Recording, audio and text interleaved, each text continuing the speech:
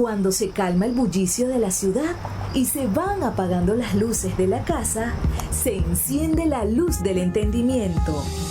Desde este momento comienza Puerto de Libros, Librería Radiofónica, programa que contiene todos sus elementos tipo A. Puede ser escuchado por niños, niñas y adolescentes sin la supervisión de padres, madres o representantes.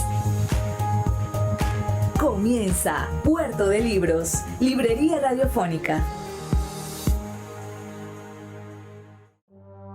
Este programa llega a ustedes con el apoyo de Puerto de Libros, Librería de Autor. Consulta todas nuestras ofertas en nuestras redes sociales @Puerto de Libros.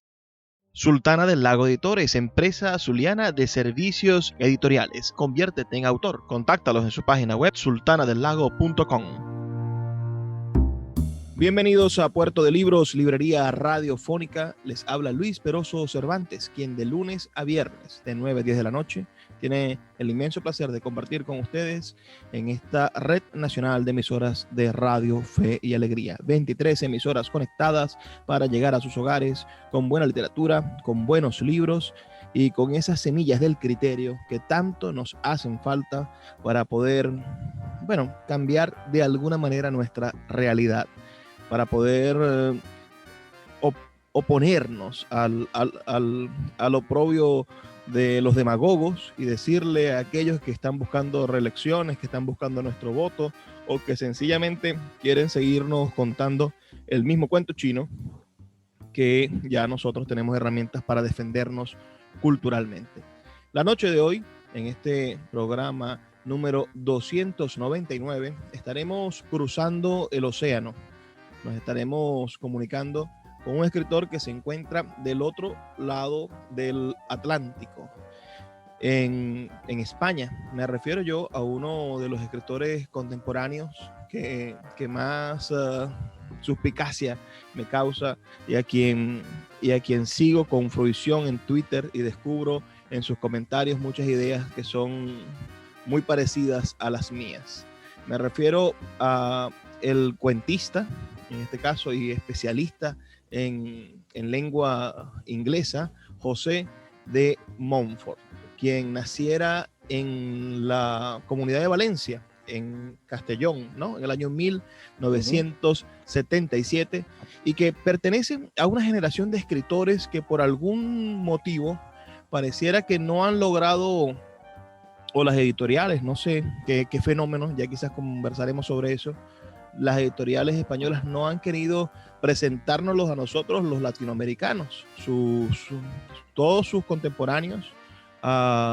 Evidentemente, por alguna razón no han llegado a los anaqueles de Latinoamérica, y es un deseo, darle vuelta a ese sistema, a lo que deciden los grandes ejecutivos de las editoriales, y nosotros mismos conseguir esas lecturas que necesitamos, armar esos rompecabezas, porque pareciese que nos llegaran las nuevas celebridades de la literatura, sobre todo nacidos en los 80, a finales de los 80, estas nuevas modas de la poesía, estas nuevas tendencias de influencers que escriben libros, y vemos a los nacidos en los 60 y a los nacidos en los 50 en la historia de la literatura y en las librerías, pero esta generación de los 70 española está quizá desaparecida de nuestro panorama literario.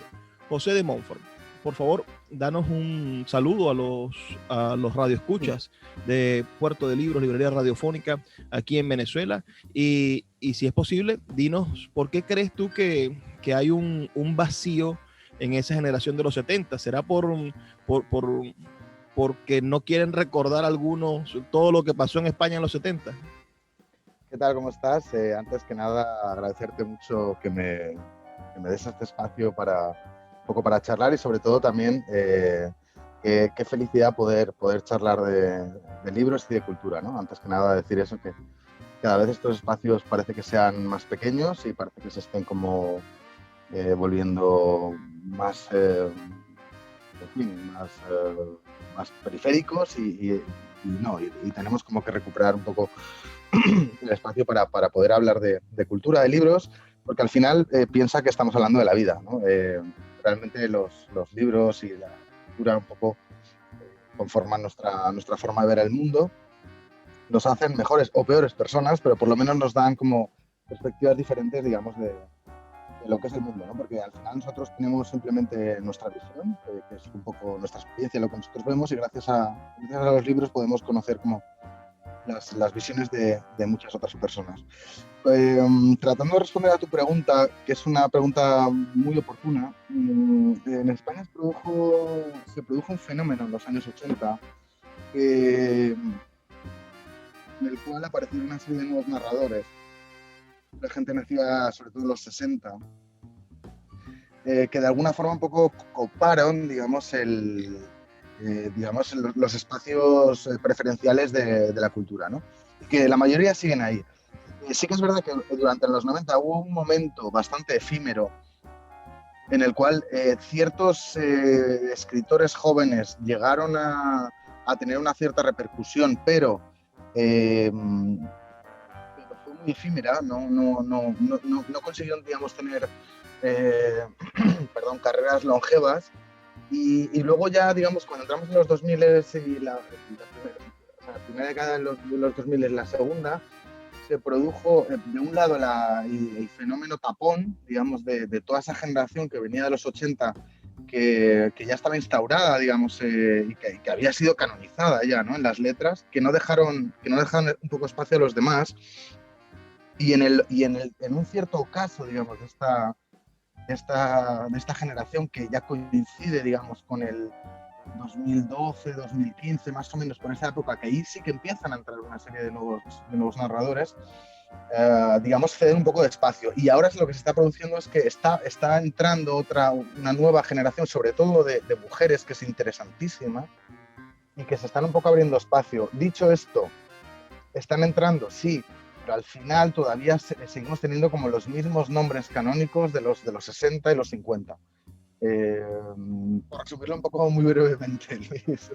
Yo creo que sucede lo mismo al contrario. Creo que buena parte de la literatura latinoamericana que se produce en Latinoamérica no logra cruzar el transatlántico, no logra montarse en transatlántico y llegar a España o llegar a otros mercados a través de la traducción, porque hay una especie de construcción de islas culturales, ¿no? Ese mismo poder que tenemos en Twitter de bloquear al que no opina como yo, pareciese que lo estuviésemos ejecutando en los mercados editoriales. Sencillamente hay territorios vedados para ciertos libros. ¿Crees que esto es un resultado de aquel proceso de la globalización de las editoriales? Pensemos en el momento en el que nace el Grupo Planeta, que empieza a comer en español, se convierte en uno de los grupos editoriales más grandes del mundo, porque en español compró casi todas las editoriales que habidas y por haber en nuestro idioma.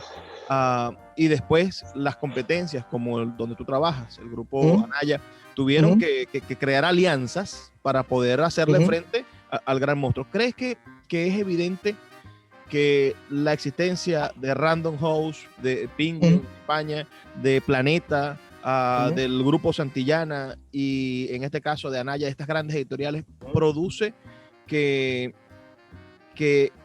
los autores no logren comunicarse, que no exista aquella relación que parecía natural, en el cual podían descubrirse autores y darse a conocer? Ahora tiene todo que mediar por ellos. Lo que te estaba comentando, que durante unos 10 años estuve formando parte del consejo editorial de la revista Hermano Cerdo. Era una revista mexicana en la cual precisamente nuestro leitmotiv era acercar a toda la producción emergente en lengua española, y daba igual de dónde se estuviera produciendo. Es decir, daba igual que estuviera en Latinoamérica, que estuviera latinoamericanos que estuvieran viviendo en España, en Europa, Estados Unidos. O sea, daba un poco igual. La cuestión era encontrar un punto de encuentro donde se pudiera crear un espacio de debate. Y la verdad que lo conseguimos. ¿Qué quiere decir esto? ¿Que es posible? Claro que es posible.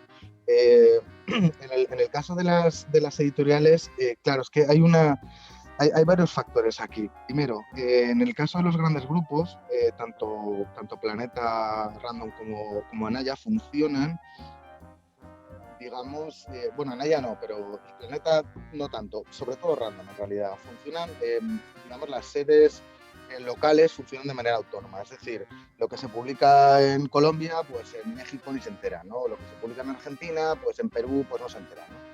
Entonces eso es un problema, porque no se exporta. Ahora hay un proyecto muy interesante que tiene Random, que es el mapa de las lenguas, que lo que está intentando hacer es precisamente hacer frente, digamos, a esa dificultad, que es que circulen, digamos, los libros de autores latinoamericanos hacia España. Y entonces está como presentando en España toda una serie de autores de todos los países, ¿no? Y eso es un trabajo que va a costar, pero digamos que ya está en marcha. Dicho esto, ¿dónde se está produciendo realmente ese diálogo? Se está produciendo en las editoriales independientes, en las editoriales pequeñas. ¿Por qué? Porque son más capaces y son más rápidas, digamos, a la hora de detectar talento joven.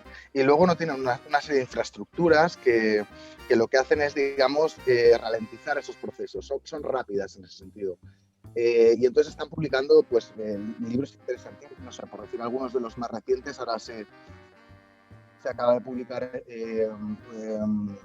Una herida llena de peces, de Lorena Salazar. Es una autora colombiana estupendísima, es una primera novela excepcional, que lo publica Tránsito Editorial, es una editorial pequeñísima de Madrid, que la lleva Sol Salama, y que realmente es una editorial que es ella, ¿no? Digamos, pero no sé, por ejemplo, Camila Fabri también la publicó para IP Books hace poco, que es una escritora argentina, que tiene un libro de cuentos estupendo. La editorial Candaya también está publicando algunas cosas, ha publicado el libro de cuentos de Giovanna de Rivero, que también está muy interesante.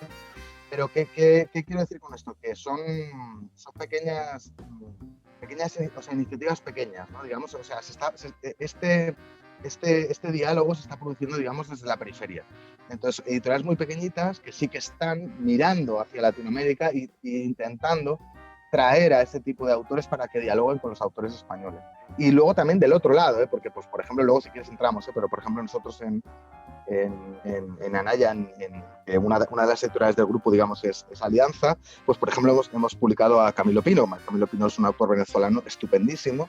Sí. Y hemos hecho ese trabajo, digamos, de traer esa literatura a España, hacerla circular en España, y luego el camino inverso, es decir, también que circule por toda Latinoamérica. Sabes que ahora, bueno, tenemos el tema de la pandemia que está por ahí encima, y es verdad que ha ralentizado muchísimo todo el tema de las exportaciones, y eso es muy complicado. Y luego, hablando del tema de las exportaciones, también hay una cosa que se ha de decir, que es que es muy caro, digamos, mandar libros de un lado para otro, ¿no? Porque los beneficios son muy pocos y es muy complicado. Y luego también hay una serie de complicaciones por cada uno de los países. Dicho esto, se sigue haciendo ese esfuerzo, pero es complicado. Entonces, el por qué, por ejemplo, lo que decía antes, que es la estrategia un poco que hace Random, pero que bueno, que también luego hacen otras pequeñas editoriales, pues por ejemplo lo hace Páginas de Espuma, que es una editorial de cuentos, pero lo hace también Anagrama. Hay otras editoriales que lo hacen, que es, digamos, imprimir localmente. Entonces intentan imprimir localmente para saltarse, digamos, esos escollos que significan lo que es meter un montón de libros en un contenedor y que lleguen, pues yo qué sé, 2 meses después, ¿no?, a Latinoamérica. Vamos a hacer una pequeña pausa. Son solamente 2 minutos para escuchar las campañas de Radio Fe y Alegría, y de vuelta seguimos explorando este interesante mundo de la actualidad editorial española y latinoamericana. Escuchas Puerto de Libros con el poeta Luis Peroso Cervantes. Síguenos en Twitter e Instagram como @libreriaradio.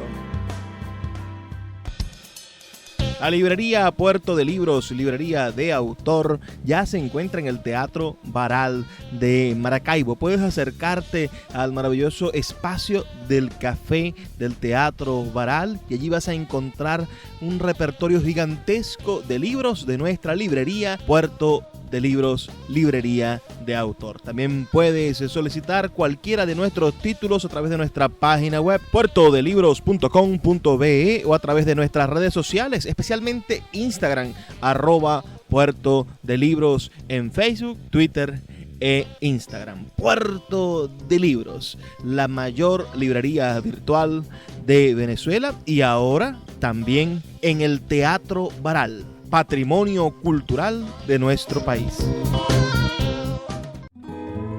El poeta Luis Peroso Cervantes le acompaña en Puerto de Libros, librería radiofónica, por Radio Fe y Alegría, con todas las voces.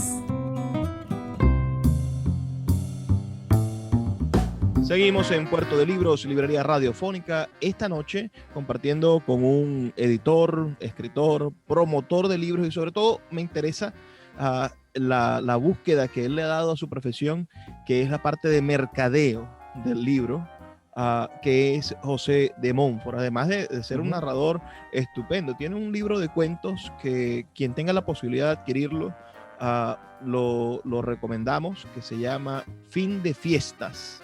En plural, no es solamente esa frase del fin de fiesta, sino el plural es muy interesante. José, ¿por qué? Primero, volver otra vez a la idea generacional de los años 70. Yo creo que perteneces a una generación muy interesante, sobre todo pensando en todos los cambios en los cuales naciste. Naciste en un país diferente al de tu generación anterior. Te criaste en un país que iba viviendo experiencias que creo que en ningún otro momento de la historia de España se vivieron.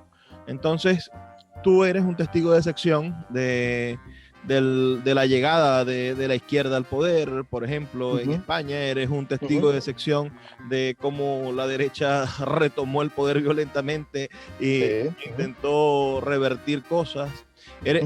Eres un niño que vio a Felipe Calderón de una manera y después lo vio convertirse en otra cosa.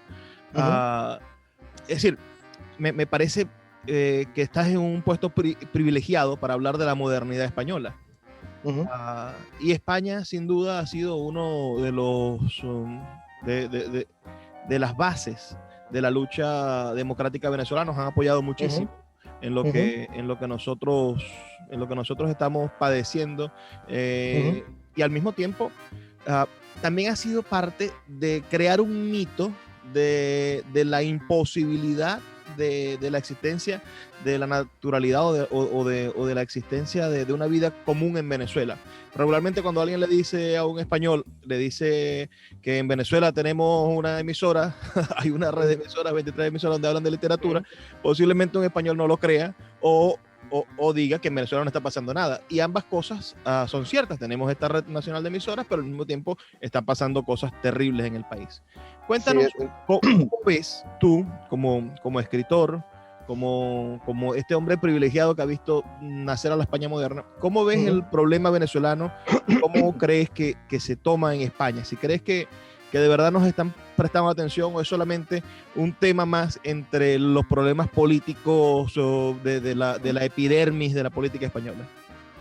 Yo la verdad que no he podido, no he tenido la suerte, digamos, de poder visitar Venezuela, que es la verdad que me gusta desde unos cuantos años, pero sí tengo muchos amigos venezolanos y amigas venezolanas. Conozco la literatura venezolana, conozco la realidad del país. Y la verdad que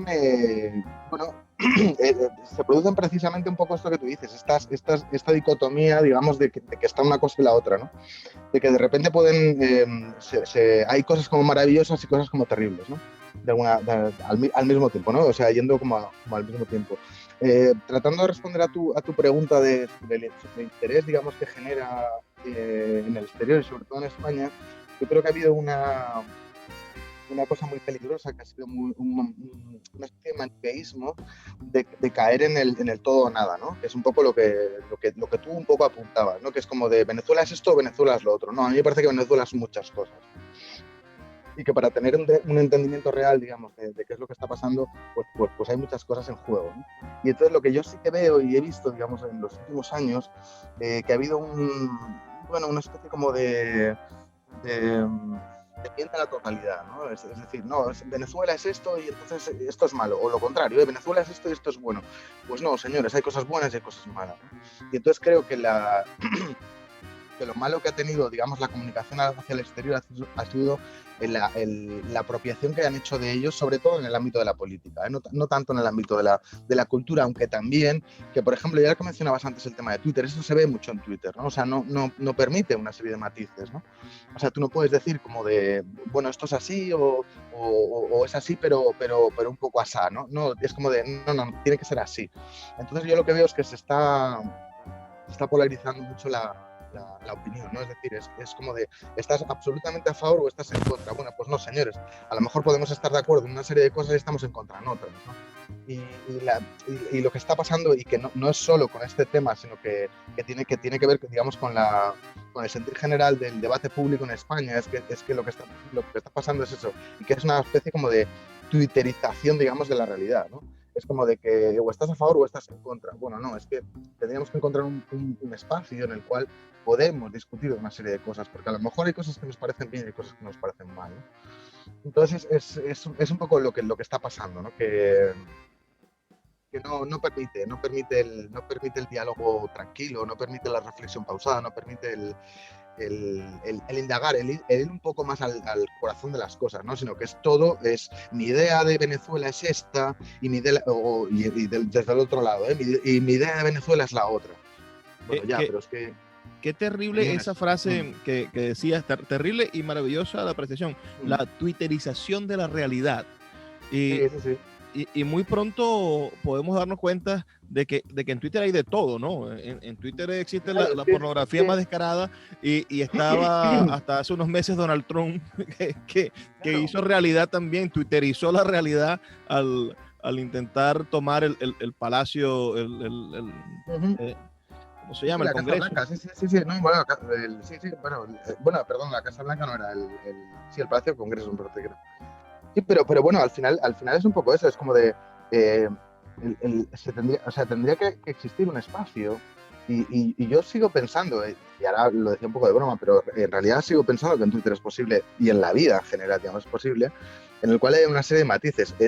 Lo que no puede ser es que a la primera de cambio, en el momento en el que alguien tenga una opinión sobre algo, o que alguien manifiesta una impresión sobre algo, enseguida como que se le lanzan los leones ¿no? A comerle el cuello. O sea, no puede ser esto. O sea, porque no es y vuelvo a repetir, nunca es una cuestión de todo o nada. Todo es criticable. Y si queremos, digamos, construir cosas en común, todo puede ser criticable. O sea, todo es mejorable, ¿no? Entonces, es decir, necesitamos que existan espacios en los cuales podamos libremente decir, oye, pues esto me parece bien y esto me parece mal, y que no pase nada, y argumentado de una manera clara, respetuosa y tal. Y lo que yo veo que se está perdiendo un poco es precisamente esa cuestión del respeto, ¿no? Es como de, no, entonces es como de todo sí o todo no. Ostras, pues a lo mejor no es todo sí o todo no, ¿sabes? Porque al final todos nos equivocamos en algunas cosas, y todo es mejorable, ¿sabes? Pensemos en ese todo sí, todo no, para preguntarte por tu experiencia como valenciano, pero al mismo tiempo has desarrollado toda tu vida en una provincia cercana como es Barcelona. Es decir, ¿cómo ves tú, que perteneces a otra comunidad de España, ves el problema barcelonés? Pues fíjate que es una cosa muy curiosa, porque claro, yo hace 13 o 14 años que vivo en Barcelona. Tengo una hija que nació aquí en Barcelona, y yo no soy nacionalista catalán, ¿eh? O sea, yo no estoy a favor de la independencia. Cuidado, sí que creo que tiene que haber se tiene que hacer un referéndum. Es decir, en el momento en el que hay un porcentaje de la población lo suficientemente amplio que está en desacuerdo con un estado de cosas, se le tiene que preguntar a la gente. Entonces yo creo que eso debería de hacerse, ¿no? Lo cual no significa que por eso yo esté de acuerdo con una serie de ideas nacionalistas. Y lo que está pasando aquí es que, si quieres te lo cuento desde el punto de vista personal, porque al final ya sabes que lo personal es político, y al final es lo que marca más nuestra visión de las cosas, ¿no? Yo he vivido una especie de proceso personal, digamos, de mi propia familia, de mi mujer, por decirlo así, o es mujer, digamos, en el cual ha habido una radicalización absoluta, ¿vale? Y en el cual no permite, digamos, ningún tipo de matiz o ningún tipo de diálogo, no, es como de, un poco repitiendo lo de antes, es todo sí o todo no. Y es como de, oye, todo sí o todo no, pues tampoco, ¿no? Ahora, cuidado, tampoco es lo que intentan desde algunos medios hacer creer a la gente. Es decir, no hay una guerra civil en Cataluña, eso no es verdad. Es decir, no hay un conflicto, no, eso no es verdad. No hay una imposición del catalán o de la cultura catalana, no es verdad. Mi hija va a un colegio público Y los niños hablan en catalán, hablan en castellano, hablan el idioma que les sale de donde les tiene que salir. O sea, cada uno se expresa como se tiene que expresar. Que hay una, digamos, todo un apoyo a la cultura catalana, por supuesto, porque es una cultura minoritaria y se le tiene que apoyar. Esto tiene que ser así. Y la lengua lo mismo, o sea, es una lengua muy rica, maravillosa, que tiene una historia fantástica, que tiene toda una tradición literaria que se tiene que mantener. Ahora, todo eso, digamos, llevarlo a una especie como de guerra de trincheras, pues a mí no me parece bien. Y lo que está pasando es que realmente ahora mismo yo creo, es mi impresión, que hay un cierto agotamiento, digamos. Es decir, cuando tú estás demasiado tiempo que quieres hacer algo, pero no pones los mecanismos para hacerlo, porque, o sea, yo creo que podemos ser claros en este asunto. Todo esto ha sido una pantomima, ¿vale? Es decir, no ha habido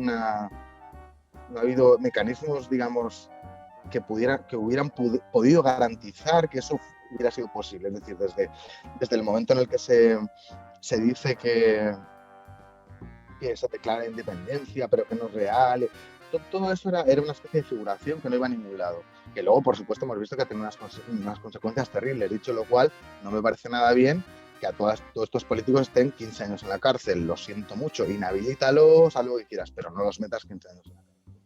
Y entonces ahora lo que ha pasado es que, como todo eso no ha tenido una concreción real y se vendieron una serie de sueños, digamos, demasiado rápidos y demasiado inmediatos, ha habido una especie como de,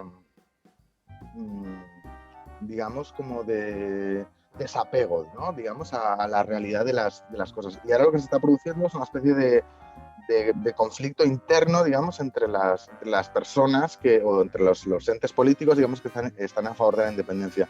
Y al final de todo esto, ¿cuál es qué es lo que le interesa a la gente? ¿Qué es lo que está pasando? Primero, no tenemos gobierno, o sea, esto es absurdo, o sea, porque se están peleando unos con otros, y después, ahora se viene una crisis del copón. ¿Qué necesitamos nosotros? Necesitamos un gobierno fuerte que se interese por los problemas de la gente, básicamente. O sea, la gente ahora está sin trabajo, está en ERTE, en algún momento se van a quedar sin dinero del gobierno, tendrán que buscar un trabajo, hay un montón, es alucinante. No sé cómo lo estaréis viviendo por ahí, pero aquí, por ejemplo, hay un montón de tiendas cerradas, un montón de locales cerrados, el Paseo de Gracia, que es como, por decirlo así, ¿no? Lo que se dice como la milla de oro, no sé qué, da pena verlo porque es que no hay nada. Bueno, se vienen tiempos difíciles, ¿no? Entonces, si en tiempos difíciles, en realidad, tu gobierno lo único que está haciendo es como pelearse entre ellos, pues, hombre, la gente pues se empieza a cabrear un poco, ¿no? Terrible. No sé si te he respondido un poco al... Sí, y has abierto muchas puertas, te lo agradezco mucho. Yo lo que pienso es que esto hace 300, 400 años se resolvía con cotas de mallas, caballos y espadas, pero ahora, desde que tenemos toda esta estructura política simbólica, las cosas se convierten en acciones más que en hechos. Vamos a hacer, en palabras más que en hechos. Vamos a hacer una pequeña pausa. Ya volvemos con más de Puerto de Libros, Librería Radiofónica. Síguenos en @Librería Radio. Sultana del Lago Editores es una empresa zuliana de servicios editoriales. Nuestro catálogo tiene más de 100 títulos de autores nacionales e internacionales. Además, somos la única editorial que presta servicios de impresión bajo demanda en Maracaibo. No necesitas invertir en grandes tirajes. Tus lectores pedirán tu libro, nosotros lo imprimiremos y tú obtendrás regalías. Por ello, también editamos internacionalmente en Amazon y Google Play Books. Conoce más en nuestra nueva página web www.sultanadelago.com o siguiéndonos en Instagram como @sultanadelago. El poeta Luis Peroso Cervantes le acompaña en Puerto de Libros, Librería Radiofónica, por Radio Fe y Alegría, con todas las voces.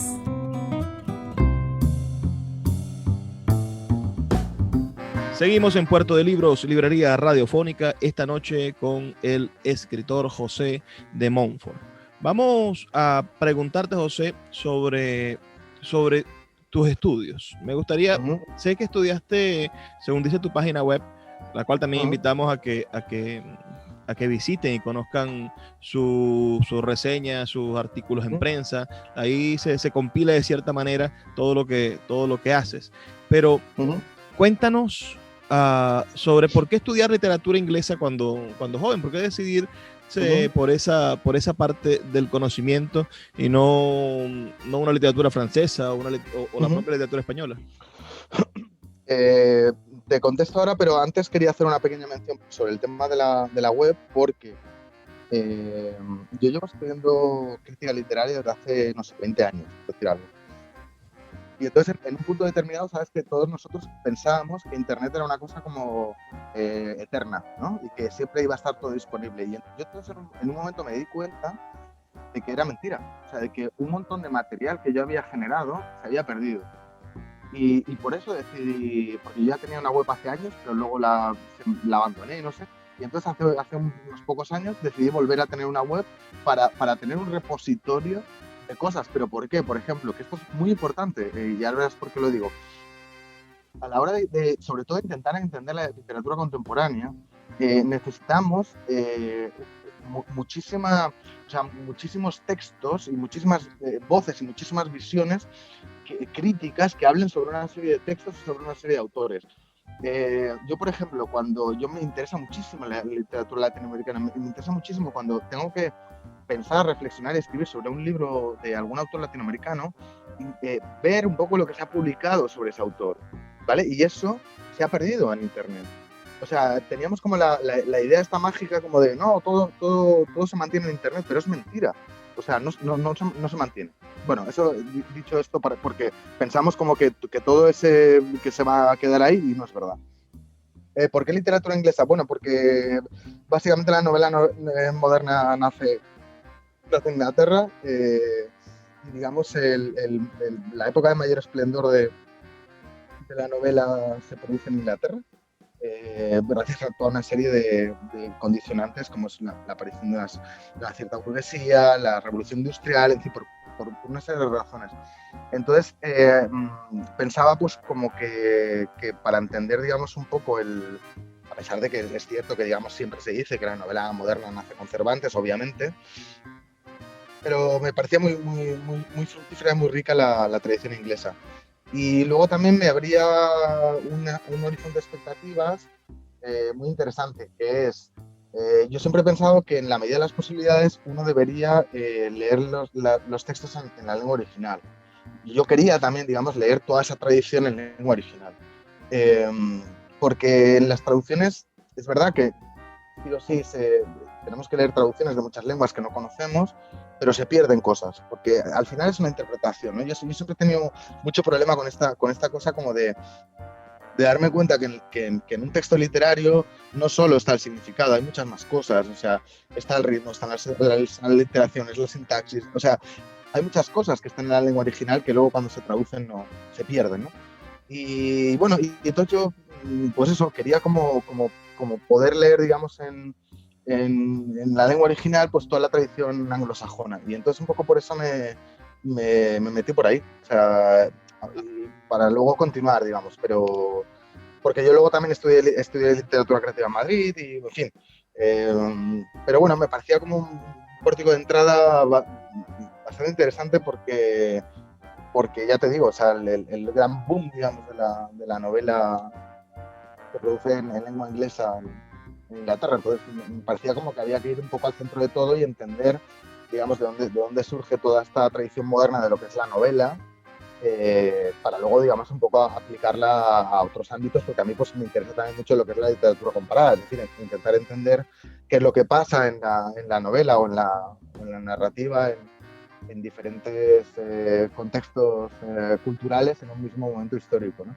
Y, bueno, ¿qué llegó primero a tu vida, José? ¿El deseo de ser escritor o la vocación de trabajar en el mundo editorial? No, la pulsión de la escritura, desde siempre. La pulsión de la escritura y la lectura. Y lo que pasa, yo en realidad un poco caí en el mundo editorial, no diría que de rebote, pero bueno, sí, no. Bueno, porque quería estar un poco cerca de los libros. Lo que pasa es que luego te das cuenta de que la industria editorial no siempre tiene que ver con la literatura, ¿no? O sea, es una cosa muy paradójica, pero no es así. O sea, no necesariamente hay mucha literatura en la industria editorial, ¿no?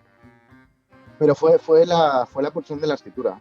Aunque también debo decirte que yo tenía un padre bueno, mi padre pintaba y tal, y pues tuve como una especie de pulsión pictórica durante muchos años.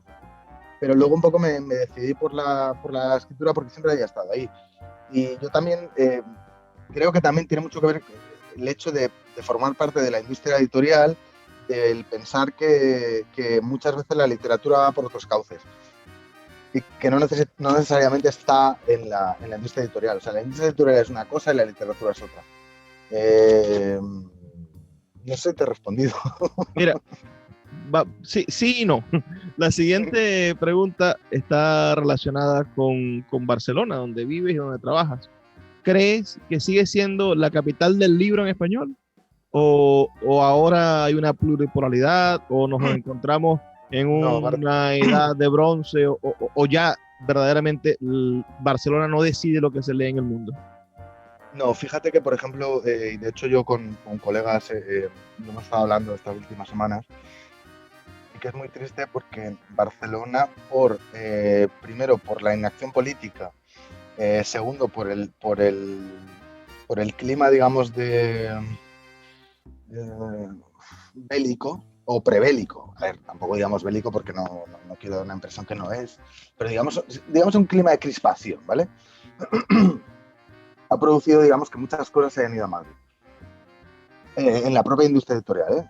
Y entonces Barcelona fue un lugar maravilloso, sobre todo a partir de los años 60, 60, 70, 80, también en los 90. Y yo creo que el último momento fuerte de Barcelona fue a comienzos de los 2010 más o menos, en el cual todavía se veía que, digamos, era el espacio en el cual se producían como o se generaban como las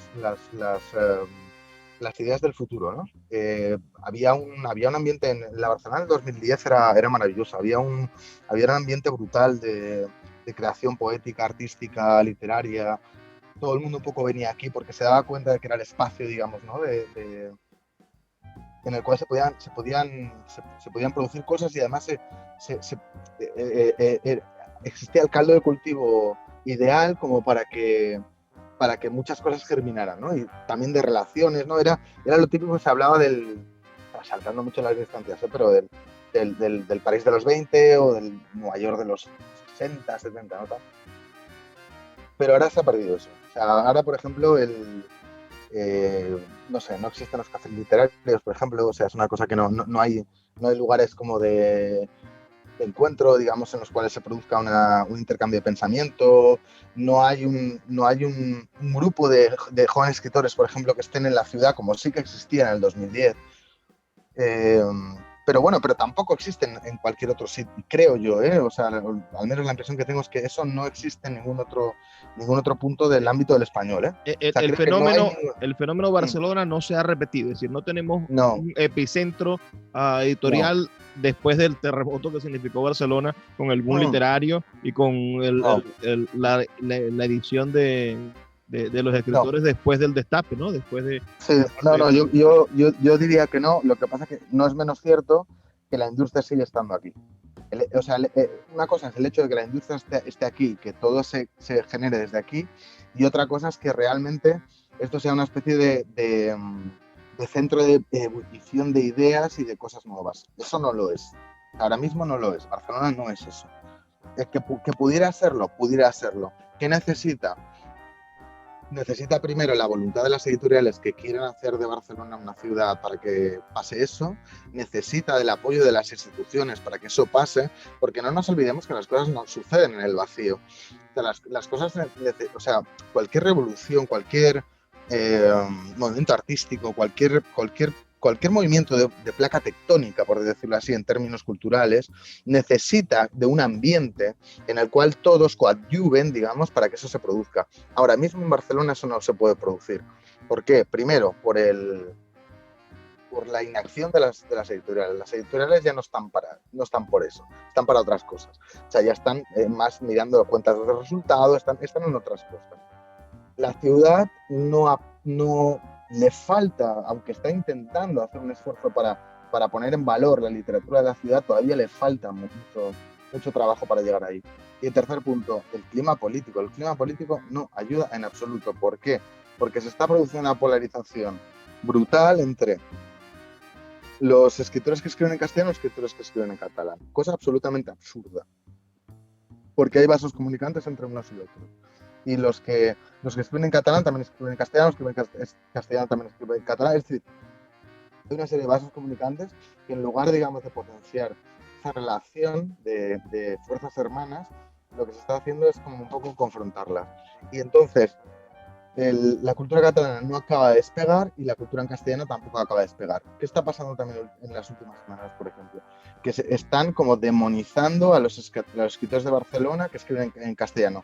Por ejemplo, Juan Marsé. Ha habido una polémica porque, claro, es que Juan Marsé escribía en castellano, pero era catalán y no sé qué. Oye, cada uno escriba como quiera, ¿no? Es decir, no sé. Entonces, hay una serie de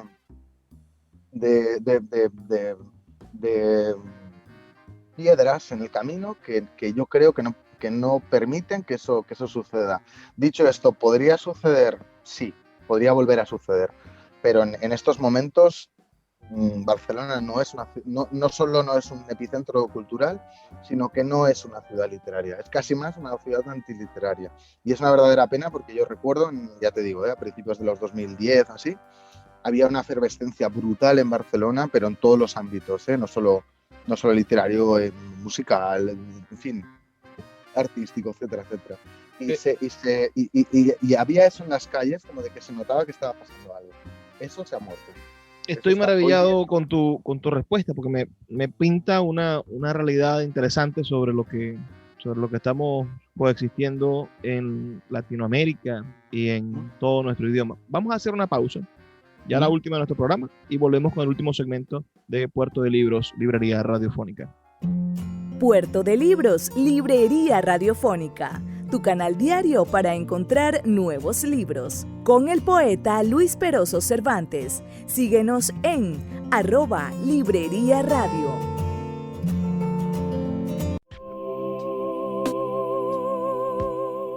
Si te gusta nuestro programa, puedes apoyarlo con un pequeño aporte mensual de $2. Un acto de micromecenazgo puede mantener en línea nuestro programa a través de nuestras plataformas virtuales y de la Red Nacional de Emisoras Radio Fe y Alegría. Sé parte de la manera en la que transformamos la realidad y el pensamiento a través de la literatura. Apóyanos para seguir llevando a tus hogares Puerto de Libros, Librería Radiofónica. Más información al 0424-672-3597. El poeta Luis Peroso Cervantes le acompaña en Puerto de Libros, Librería Radiofónica, por Radio Fe y Alegría, con todas las voces. Seguimos aquí en Puerto de Libros, ya este es nuestro último segmento. Hemos estado con el escritor español José de Montfort, quien es el encargado de comunicaciones del grupo Anaya, uno de los grupos editoriales más grandes de España. Si Planeta se encargó de comprar, bueno, casi todas las editoriales latinoamericanas y casi todas las editoriales pequeñas de España, y se hizo de los derechos de autor de casi todos los escritores del boom, Anaya se encargó de estructurar una fuerte editorial en el área académica y de encargarse de garantizar un libro educativo, social, cultural, y después se sumó a la gran literatura con ese catálogo genial que tiene Alianza, ¿no? Alianza desde un principio publicó antologías y estuvo a la vanguardia del pensamiento y de la poesía. Pero me gustaría saber qué es lo que hace un encargado de comunicaciones de una editorial tan grande. Es decir, verdaderamente, ¿cuál es el oficio? A ver, mi posición es un poco rara en el sentido de que creo que no, en ninguno de los tres grandes grupos hay algo parecido, y te explico por qué. Porque generalmente los responsables de comunicación se ocupan simplemente de la comunicación. Yo en mi caso, digamos, tengo una vinculación muy fuerte con la parte de marketing y tengo una vinculación muy fuerte con la parte de comercial. Entonces, tengo una visión, digamos, muy de abuelo de pájaro, o muy holística, que se dice ahora, muy 360, de todo lo que sucede alrededor de los libros que tienen que ver con la ocupación. Entonces, ¿qué es lo que hace un encargado de prensa? Un encargado de prensa, un responsable de comunicación, básicamente lo que hace es velar, primero porque la marca mantenga, digamos, sus atributos de marca, es decir, que sea una marca fuerte, potente, comunicar todos esos valores de marca, hacer acciones de relaciones públicas en todo momento y en todo lugar, y luego intentar que sus libros tengan la mejor representación en los medios de comunicación y ahora últimamente también en las redes sociales. Eso, llevado a lo concreto, significa muchas cosas. O sea, significa desde tener, no sé, yo por ejemplo hoy pues he estado visitando librerías, por decir algo, ¿no? O sea, he estado viendo libreros, viendo un poco qué tal están representados nuestros libros, también organizando próximas actividades. Yo me ocupo también de cosas de publicidad, de cosas de marketing, llevo también cosas de estrategia digital. Lo que pasa es que ya te digo que mi puesto es un poco raro, porque no suele ser, un encargado de prensa no suele ocuparse de todo esto. Y en fin, que toco con muchas partes del negocio. En general, los encargados de prensa lo que hacen es básicamente hacer cosas como tan poco glamurosas como empaquetar un montón de libros y mandarlos a los medios, ¿vale? Es decir, coger los libros, meterlos en el sobre, llevarlos a correos, mandarlos un poco a todos los medios. Es muy importante que mantengan una relación cercana y constante con todos los actores importantes de los medios, que en este caso pues, son periodistas, son críticos, son colaboradores, con gente que escribe columnas, en fin. Y ahí entra pues, medios escritos, entra también la radio, entra la televisión y entra también, por supuesto, los blogs. Los blogs y, muy importante, la parte de redes sociales. Dependiendo de las editoriales, es más importante una pata o la otra. Por ejemplo, no sé, yo me ocupo también de llevar muchas editoriales infantiles. Y entonces, pues bueno, pues tengo mucha relación pues, con muchísimas Instagramers, ¿no? Digamos. Pero yo qué sé, pues yo organizo también pues, cosas de cross marketing también, pues con diferentes empresas con las cuales intentamos un poco aliarnos para que nuestra marca pues llegue a espacios que a lo mejor no le son propios, no sé, por ir a lo concreto. Pues la semana que viene montamos con una chica que hace fitness, que le publicamos un libro, pues montamos una especie como de sesión privada para una serie de personas elegidas en relación con una marca de moda, entonces es un poco eso, o sea, hay muchas cosas. Básicamente es estar como pendiente todo el rato de lo que está sucediendo a tu alrededor, de lo que está sucediendo en los medios, y buscar las oportunidades para que tus libros aparezcan. Una de las cosas fundamentales de un encargado o una encargada de prensa, porque se ha de decir que la mayoría de encargadas de las personas que ocupan esta posición son mujeres, no sé por qué, pero el 90% son mujeres, y lo hacen muy bien, ¿eh? Lo que tienes que hacer es un poco estar muy atento de cuáles son los temas que están un poco encima de la mesa, quiénes son las personas que hablan de determinados temas, qué personas son las personas de responsabilidad que se ocupan de decidir qué cosas salen y qué cosas no. Es toda una serie de información, digamos, que vas un poco recabando gracias a tus relaciones personales, básicamente, porque para ser un encargado de prensa, una de las cosas muy importantes es que tengas una buena agenda y que sobre todo seas muy sociable. Es decir, tú tienes que trabajar con muchísima gente, tienes que entender, tienes que ser muy empático, tienes que entender muy bien cuáles son las necesidades de esas personas, qué es lo que pueden hacer, hasta dónde pueden llegar, qué pueden sacar y qué no pueden sacar, e intentar, digamos, pues que tus libros estén en los lugares adecuados, en los foros adecuados, tratados por las personas adecuadas, y que lo más importante de todo, si puede ser, que salgan en el momento oportuno. Esto cada vez es más complicado. Sí. ¿Qué es lo que está pasando también últimamente? Claro, pues que la profesión cada vez se está precarizando más. Es decir, no hace tantos años, pero a lo mejor hace 3 años, pues los medios se podían permitir el lujo de tener, pues no sé, un montón de colaboradores y gente externa y tal, pues ahora ya no pueden. Con lo cual, pues cada vez hay menos gente, digamos, como para ocuparse de los libros. Cada vez hay más libros que se están publicando y menos espacios para que esos libros, para que se hable de esos libros, ¿no? Para que tengan visibilidad. Entonces, el trabajo de alguien que está encargado de la comunicación es justamente eso, tratar de buscar esos espacios. Y si no existen, intentar un poco crearlos. Yo he dicho alguna vez, y ahora que estoy pensando en las grandes editoriales como la que tú representas, pero más refiriéndome a editoriales pequeñas, que después de Amazon y sus máquinas de hacer libros en serie, que no se detienen jamás, que están imprimiendo las 24 horas y encuadernando como lo soñaría cualquier editor de hace 100 años. Después de Amazon, las editoriales, al menos las pequeñas, son simplemente agencias de marketing.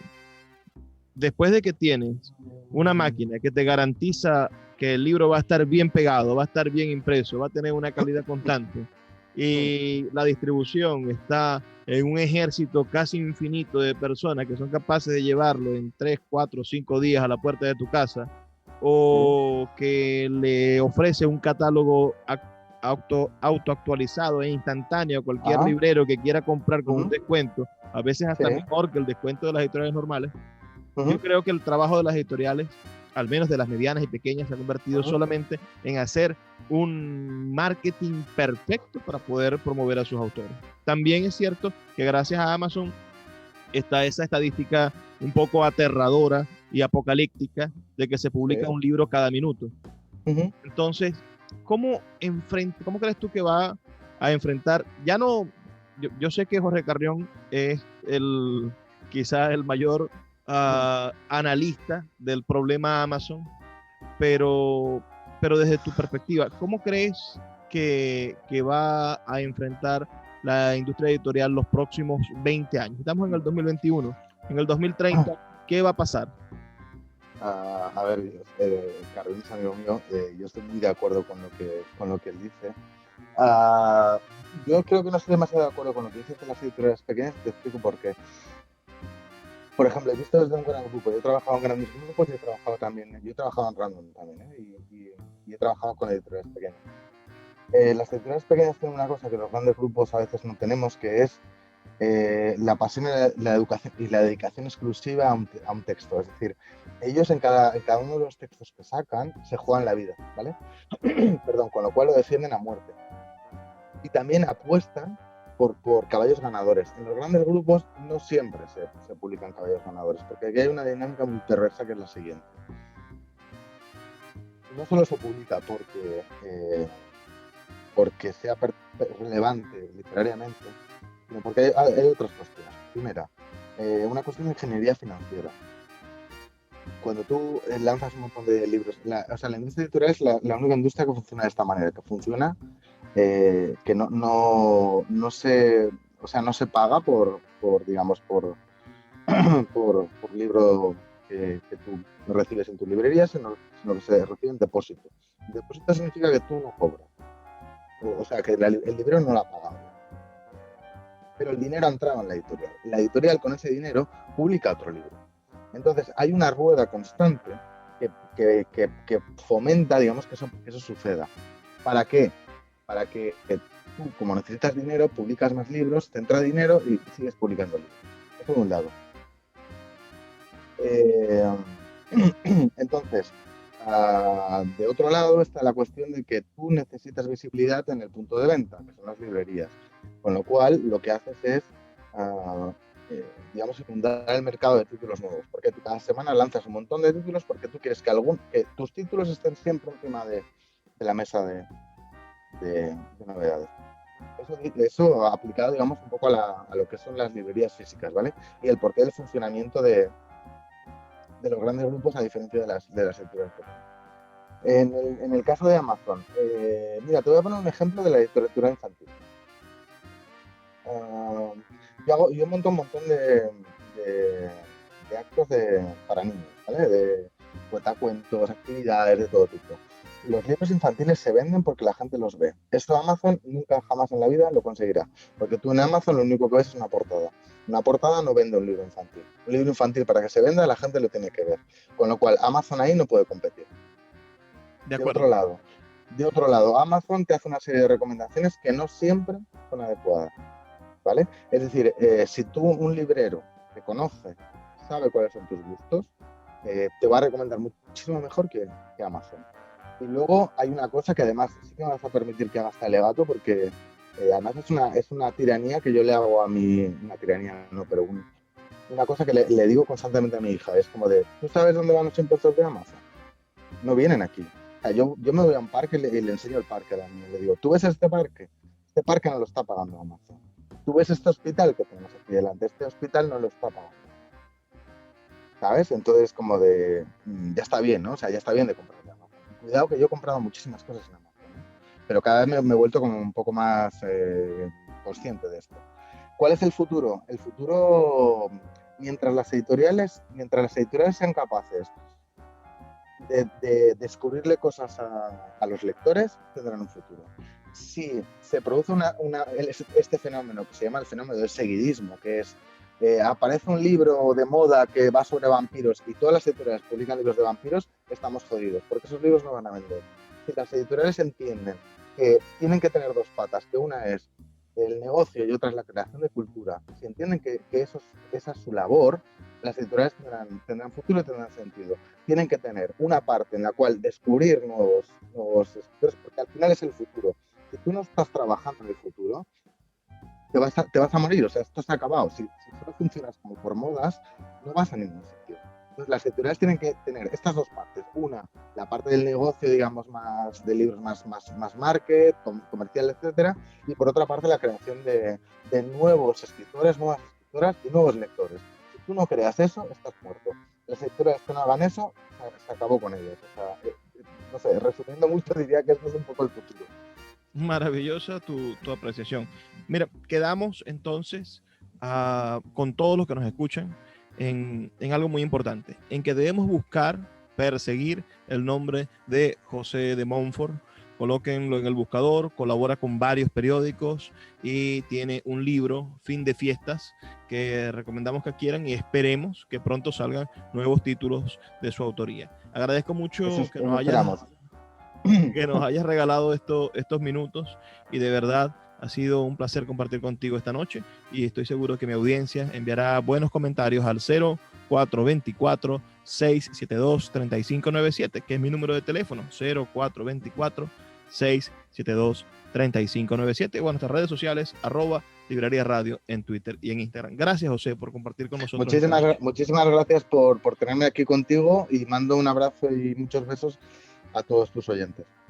Y a todos los que nos escuchan, el ruego de todas las noches. Por favor, sean felices, lean poesía. Sin publicidad, tu marca o negocio está en desventaja frente a miles de emprendedores que sí hacen uso de los medios para dar a conocer sus productos. Puerto de Libros, Librería Radiofónica, te ofrece el mejor paquete publicitario para tu empresa. Un anuncio mid-roll en mitad de programa de 30 segundos, menciones en Twitter e Instagram, emisiones diarias en las 21 emisoras de la Red Nacional de Emisoras Radio Fe y Alegría, más la presencia en 25 plataformas de podcast a nivel mundial. Además, colgamos un anuncio permanente en nuestra página web. Únete a nuestro selecto grupo de patrocinantes y garantiza que tu marca o negocio tenga presencia diaria y constante ante miles de personas. Invierte en publicidad en radio con Puerto de Libros, Librería Radiofónica. Consulta nuestras tarifas al 0424-672-3597. 0424-672-3597.